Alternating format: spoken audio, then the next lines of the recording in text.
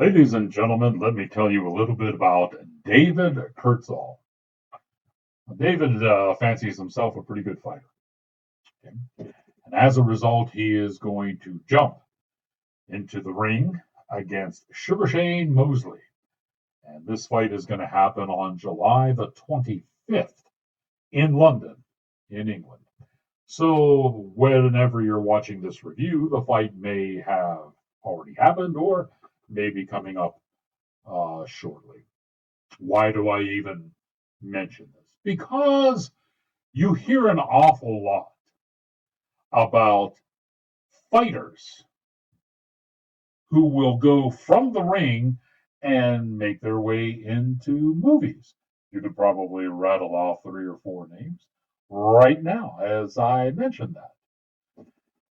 But you don't too often hear about action movie stars who decide to jump into the ring for real.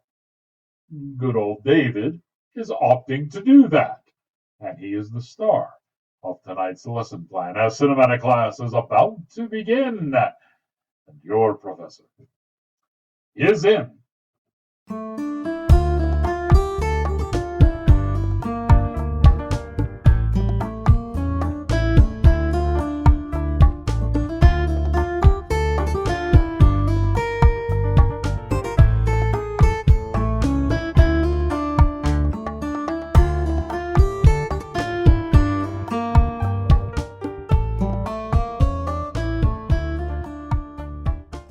Greetings, salutations, another sundry affair.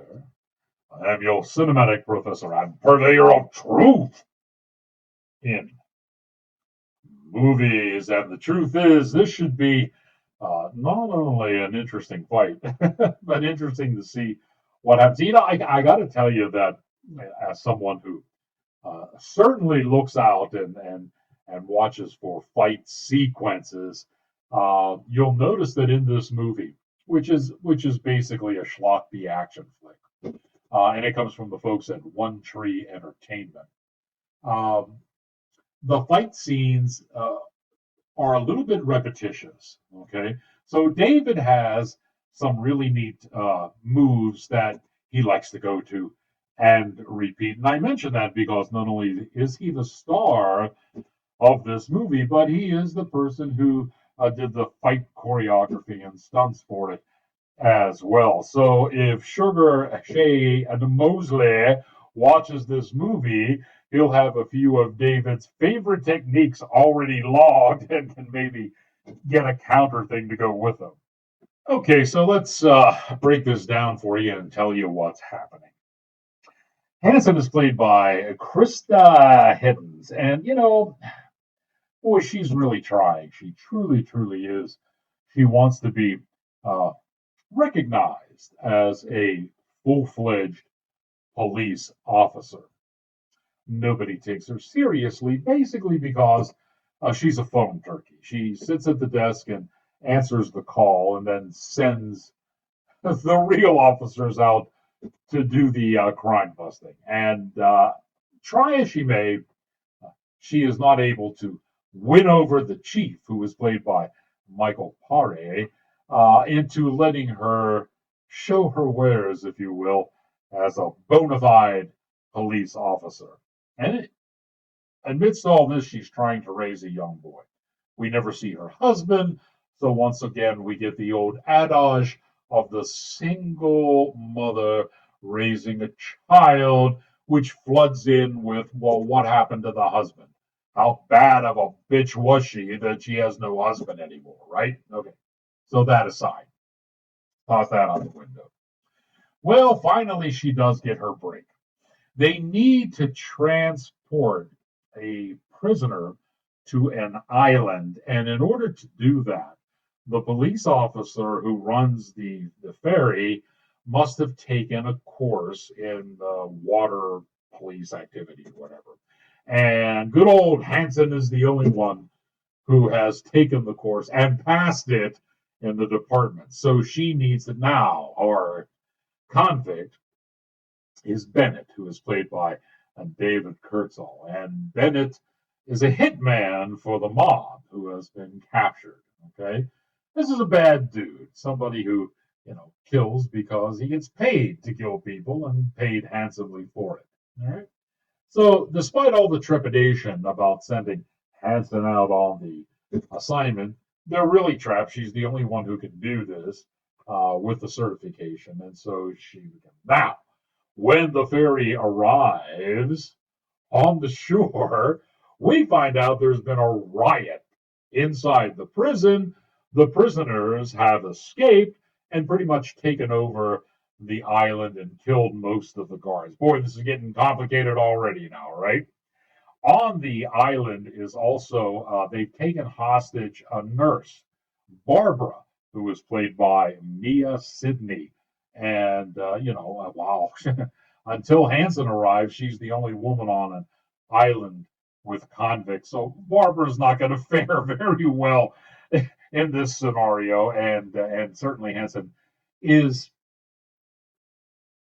compelled to rescue her and to save her. And it's not too long before Bennett is wooed to her side and decides that this could be a good thing. I need to help these ladies on the island too. So there's our scenario for Bloodstorm. Okay, so behind the camera, when you watch the end credits, you'll see that the music for this movie was composed and performed by the Darkest Machines. Now, those of you who follow stuff on the internet, especially AI-generated stuff, know that the Darkest Machines is the name of actually one composer, and that would be Rene Perez. And Rene has done soundtracks for several movies. Probably the most noted one is Cry Havoc, which I have done a review for some years back, and you can scroll down on the list here and check it out if you so want to. My friends, but like the plot to this story, it's much more involved because Bloodstorm not only was composed, the music was composed, scored, and played by Darkest Machines, who is Rene Perez, but Rene also wrote it, directed it, shot it, and cut it up as well. So he's the editor as well. So this whole thing falls under good old Rene's barn, if you will. So it's one man doing it all. You gotta love that in the independent movies, don't you?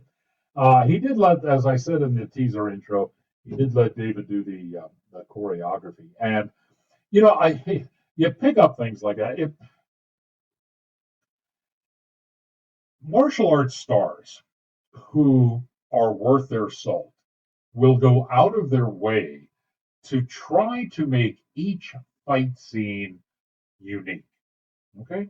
Now, that's not to say that martial artists don't have their own favorite styles that they like to go to, and certainly their favorite maneuvers that they like to go to.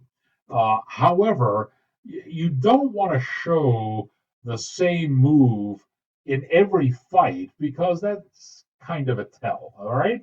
And unfortunately, that's what happens here with that. I remember years ago when I was much younger and certainly in a lot better shape, I would very often team up with my compadre, Joe Massino, and the two of us would choreograph martial arts fight scenes for martial arts demonstrations held in and around the city of Pittsburgh here. And they were an awful lot of fun. And there's a lot of care that goes into them because you don't want the same thing to be shown time and time again. People will pick up on that readily. And anyone watching this movie will find, David's key moves. By the third fight, pretty much what's going to happen here and how he's going to, play these things out. So something to keep an eye out for. And in future endeavors, David, you may want to change up that choreography just a tad. How is the movie otherwise? Well, it's schlocky action. I don't know what more to tell you than that. The acting is anywhere from C plus to B minus level. Nothing really reaching out at you. The plot is so thin that basically you're just going from fight scene to fight scene.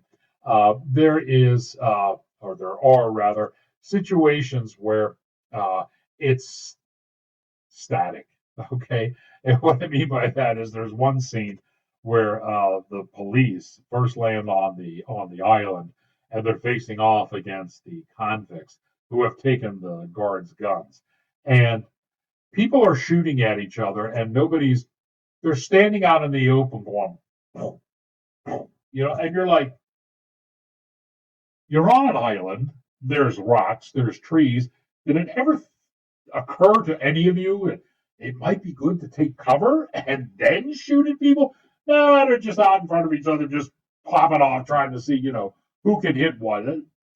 So items like that, you'll look and go, hey, yeah, somebody wasn't thinking on this one.